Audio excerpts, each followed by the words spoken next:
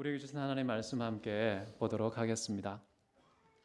사도 이사야서 11장 1절에서 10절까지 제가 한 절 여러분이 한 절 교독하도록 하겠습니다. 이새의 줄기에서 한 싹이 나며 그 뿌리에서 한 가지가 나서 결실할 것이요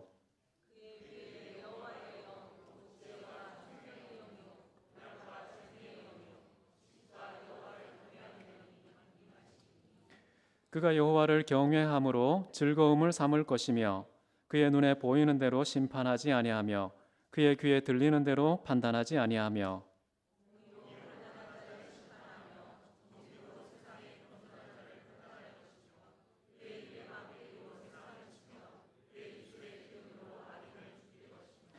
공의로 그의 허리띠를 삼으며 성실로 그의 몸의 띠를 삼으리라.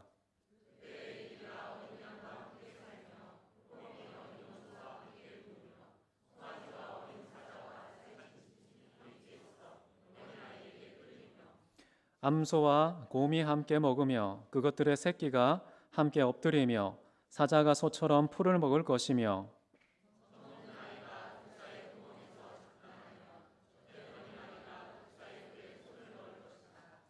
내 거룩한 산 모든 곳에서 해됨도 없고 상함도 없을 것이니 이는 물이 바다를 덮음같이 여호와를 아는 지식이 세상에 충만할 것임이니라.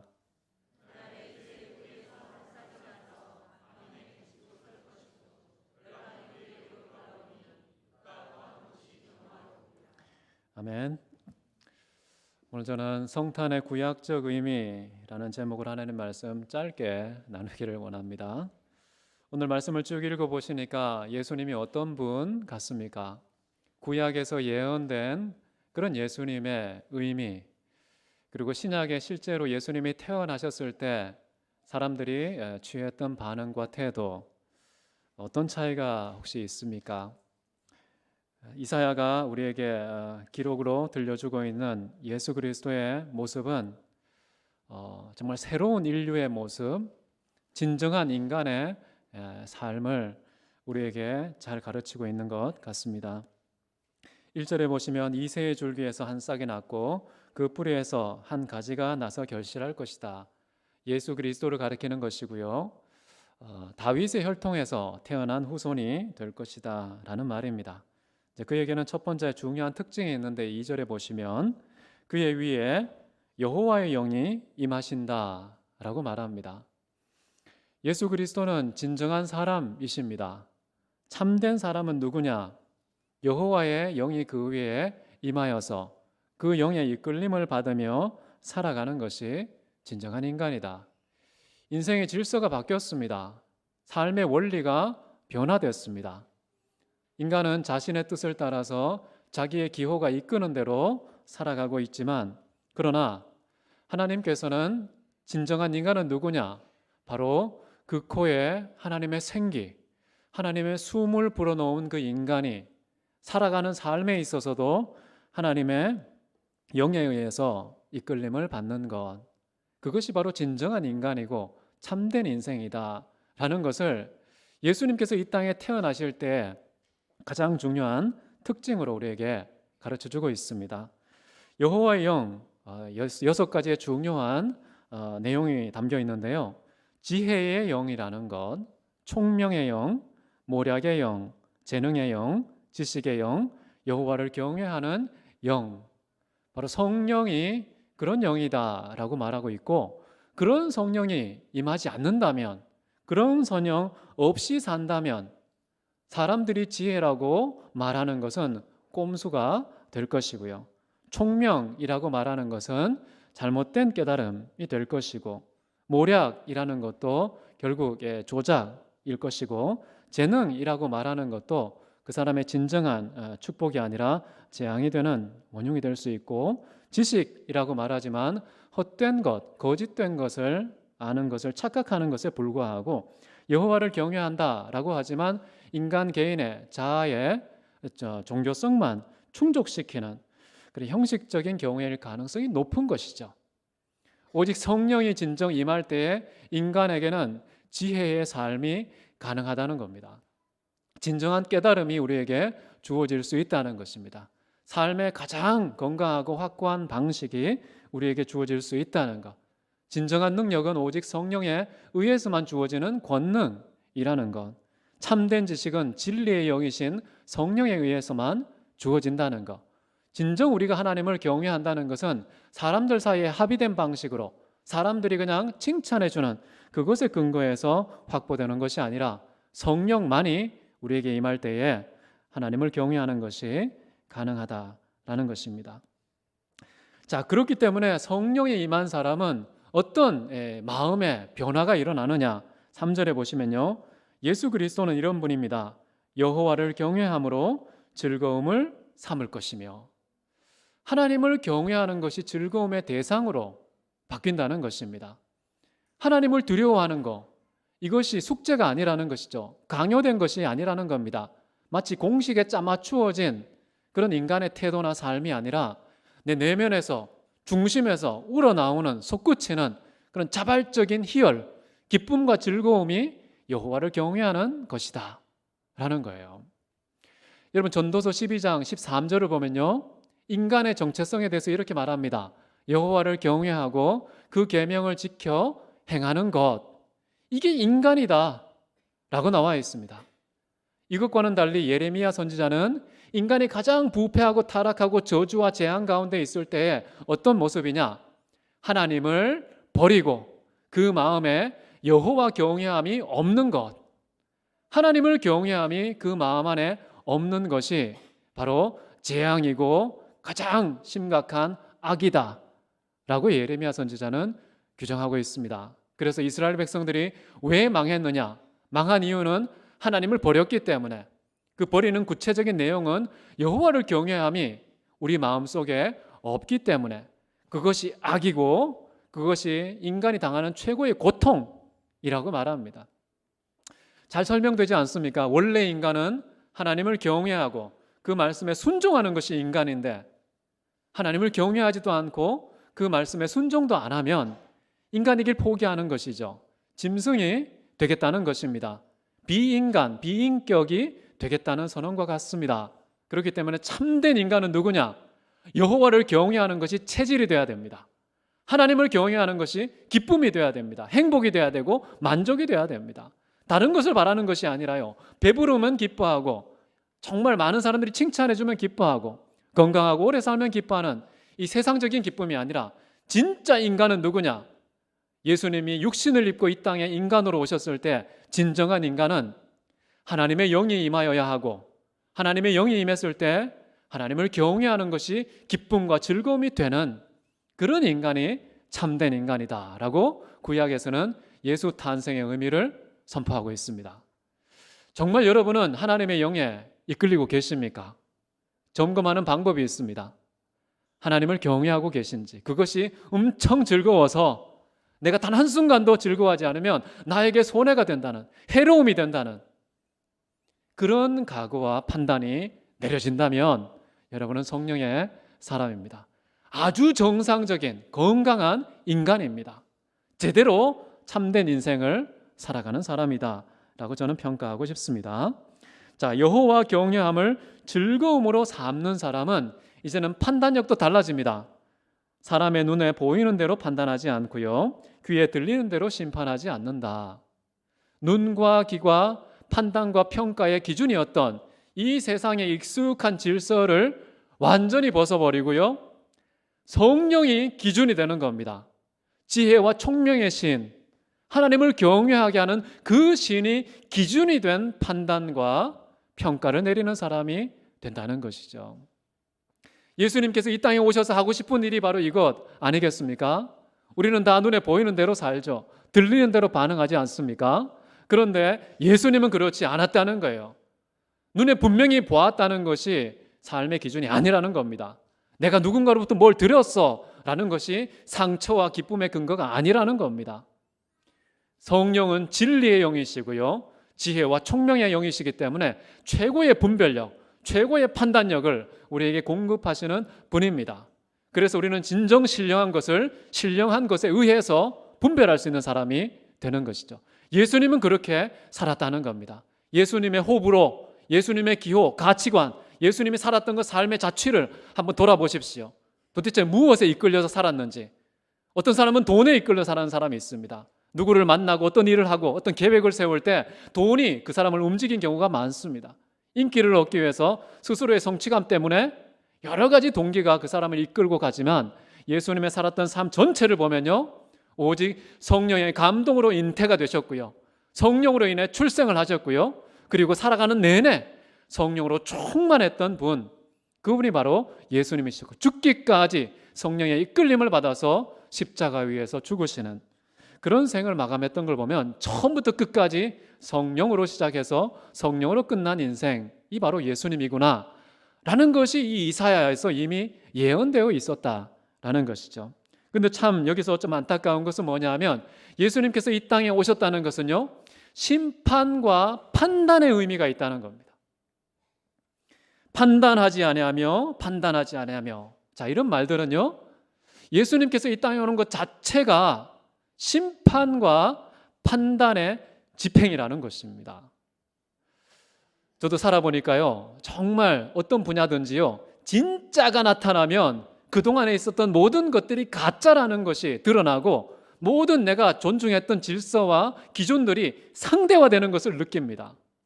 정말 나는 정직하다고 생각했는데 진짜 정직한 사람이 등장하면 그 자체가 심판입니다. 내가 가짜였구나, 이렇게 심판이 이루어져요. 그런 판단이 이루어집니다.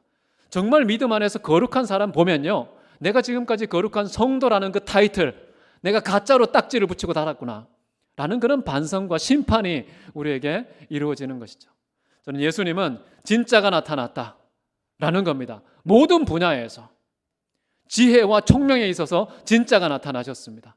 진정한 재능의 실체가 나타나셨습니다. 참된 진리의 지식, 여호와를 경외하는 핵심이 바로 진짜가 나타나서 우리로 하여금 이 세상에 인간이 인간답게 살지 못하는 그 문제점을 정확하게 투명하게 고발하고 판단하고 심판하고 있다는 것이죠. 저는 여러분이 이 세상에 사는 것 자체가 판단과 심판의 기능을 수행하면 좋겠습니다. 내가 어디 갔는데요, 딴 사람하고 똑같은 기준 갖고 살아요. 같은 원리를 따라 살아간다. 무슨 심판이 되겠습니까? 똑같아지는 거. 물론 정말 겸손의 차원에서 사랑 때문에 낮추는 성육신은 필요해요. 그러나 그럼에도 불구하고 우리의 진정한 인격과 삶의 내용은 어디에 갖다 놔도 환하게 비치는 빛이기 때문에 캄캄한 어두움이 벌거벗은 것처럼 드러나는 그 판단과 심판이 우리 각각 개개인과 대학교회로 말미암아 나타나면 좋겠습니다. 대학교회가 있어도 없어도 아무런 의미가 없는, 변화가 없는 그런 것이라면 참으로 잘못된 것이다 라는 것이죠. 우리의 존재 자체가 심판이 되는, 존재 자체가 모든 사람에게 판단이 되는 그런 예수님, 그런 예수님이 탄생하신 것입니다. 그래서 우리는 인간의 정의를 새롭게 하고요, 인생의 진정한 의미를 새롭게 하고요, 살아가는 삶의 방식을 새롭게 해야 됩니다. 오직 예수님께서 진짜이시고 기준이 되신다는 겁니다. 4절을 한번 보십시오. 그 심판의 도구가 나옵니다. 공의로 가난한 자를 심판하며 정직으로 세상의 겸손한 자를 판단할 것이며 그 입에 막대기로 세상을 치며 그 입술의 기운으로 악인을 죽일 것이며. 자, 하나님께서, 예수님께서는요, 공의로 판단하신다는 겁니다. 정직으로 심판한다는 것이죠. 이 세상에 존재했던 모든 공의의 사례들은 예수 그리스도의 진짜 공의를 보여주기 위한 예고편 또는 상징에 불과하다, 비유에 불과하다는 것이죠. 신약과 구약 전체를 통틀어서 역사 속에서 등장했던 모든 의롭고 또 정직한 그런 사람들과 사건이 있었다면 그 모든 것들이 그리스도 예수의 공의와 정직 앞에 상대화되어야 할 것입니다. 평가를 받아야 할 것이라는 겁니다. 자, 그래서 예수님은 온 세상에 공의라는 이 빛으로 나오시고 진정한 정직, 하나님과 사람 앞에서 어떠한 거짓도 없는 거짓 제로의 정직한 그런 인생이 바로 예수님이셨다라는 것이죠. 자, 그 다음에 5절을 보십시오. 공의로 그의 허리띠를 삼으며 성실로 그의 몸에 띠를 삼으리라. 모든 활동에 근거가 바로 공의라는 것입니다. 성실이라는 것인데요. 여러분 이사야서 9장 6절 7절에 보시면 조금 다른 표현이 나옵니다. 한 아기가 우리에게 낳고 한 아들을 우리에게 주신 바 되었는데 그의 어깨에는 정사를 메었고 그 정사와 평강의 더함이 무궁하며 또 다윗의 왕자와 그의 나라에 군림하여 그 나라를 굳게 세우고 지금 이후로 영원히 정의와 공의로 그것을 보존하실 것이라. 만군의 여호와 열심히 이를 이루시리라. 자, 똑같은 이사야가 기록한 성경입니다. 그런데 여기에 보면은 다윗을 통해 세운 그 나라를 영원토록 굳건하게 세우신다. 바로 예수님께서 이 땅에 오신 아주 중요한 목적이라는 겁니다. 첫 번째는 제가 심판을 이야기했습니다. 그것은 바로 진정한 인간의 참모습, 가장 완벽하고 진짜 정직과 공의로 이 땅에 사는 것 자체가 존재가 심판과 또 판단이 된다고 말씀드렸는데요. 이제는 좀 건설적인 측면입니다. 하나님의 나라를 세운다는 겁니다.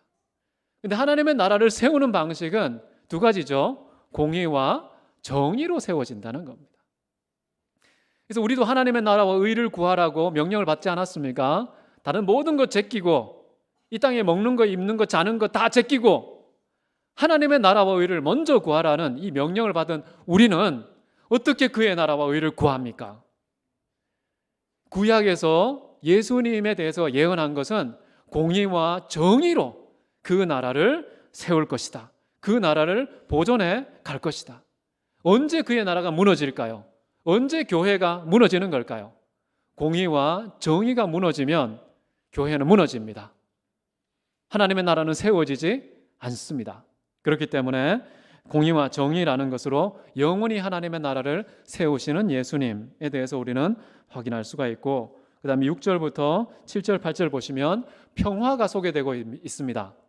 짐승과 인간 사이, 짐승과 짐승 사이, 약자와 강자 사이, 부자와 가난한 자 사이, 높은 자와 낮은 자 사이, 모든 신분, 지위, 고하 막론하고 모든 사람이 동등한 평화의 관계성을 맺게 된다. 누구에 의해서요? 예수 그리스도에 의해서 이루어질 것이다.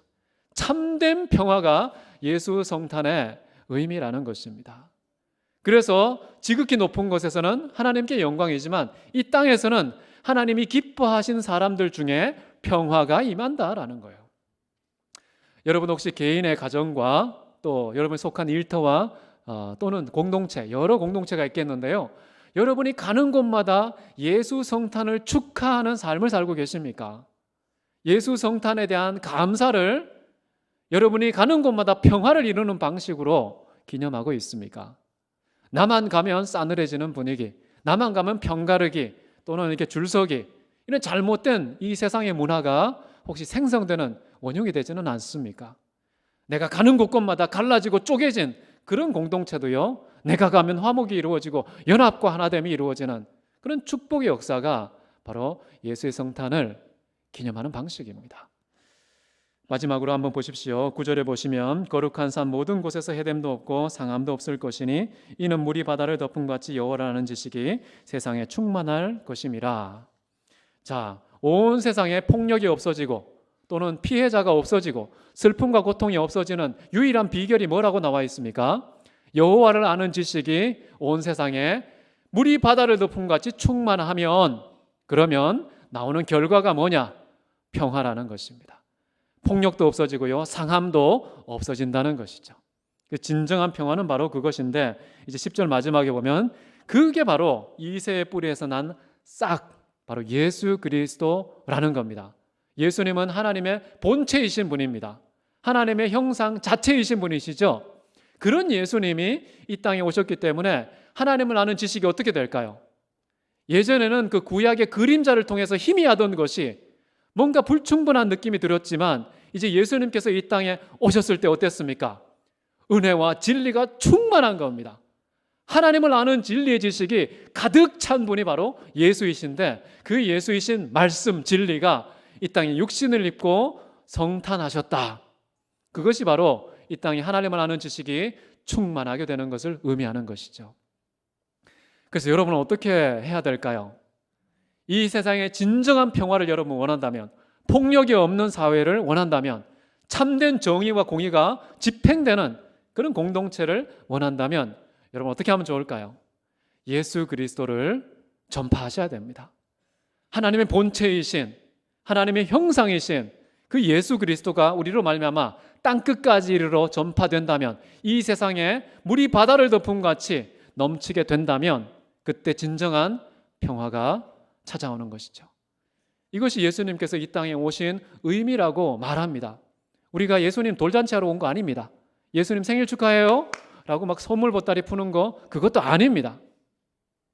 예수님께서 정말 이 땅에 오신 것을 우리가 성탄절이라는 특정한 날을 통해 기념하는 이유는 바로 구약부터 신약 전체가 말하고 있는 진정한 의미, 바로 예수 그리스도는 공의와 정의와 정직과 성실을 가지고서 하나님의 나라를 섬기고 세우시는데요, 진정한 평화를 온 세상에 강물처럼 넘치도록 채우시는 그런 분, 그런 분의 뜻을 받들어 우리도 교회 공동체로 부름을 받았고요, 지금도 우리 개개인이 살아가는 삶의 모든 현장에서 평화가 임하게 하는 방식은 정의와 공의를 통하여서 하늘의 평화를 이 땅에 수혈하는 주님의 부르심을 받은 주의 종임을 믿습니다.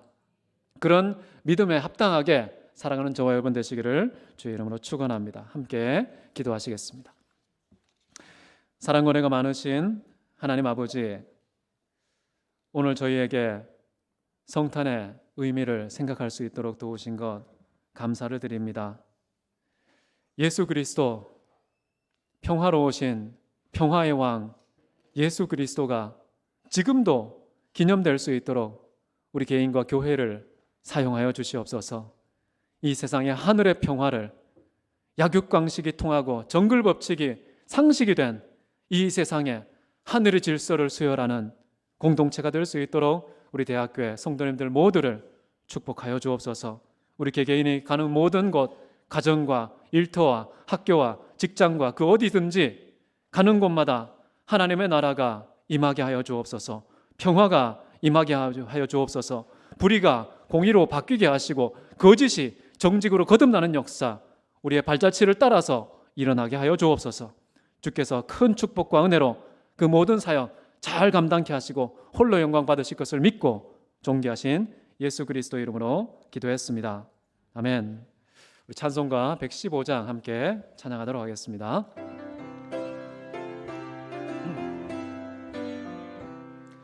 기쁘다 구주 오셨네, 만백성 맞으러 온 교회여 다 일어나, 다 찬양하여라, 다 찬양하여라, 다 찬양하여라. 구세주 탄생했으니 다 찬양하여라. 이 세상의 만물들아 찬답하여라, 다화답하여라, 다화답하여라. 온 세상 죄를 사하려 주 예수 오셨네, 죄와 슬픔 몰아내고 다 구원하시네, 다 구원하시네, 다 구원하시네. 은혜와 진리 되신 주 다 주관하시니, 만국 백성 구주 앞에 다 경배하여라, 다 경배하여라, 다 경배하여라. 아멘. 죄인을 위해서 이 땅에 오시고 죄인의 죄를 다 짊어지시고 죽임 당하시고 부활하기 위해 이로써 우리에게 영원한 생명과 하나님의 자녀라는 신분 주시기 위해 이 땅에 오신, 그래서 모든 것을 우리를 위해 다 버리시고 선물하신 예수 그리스도의 그 큰 사랑을 기억하며 물질의 일부를 우리 자신과 함께 드립니다.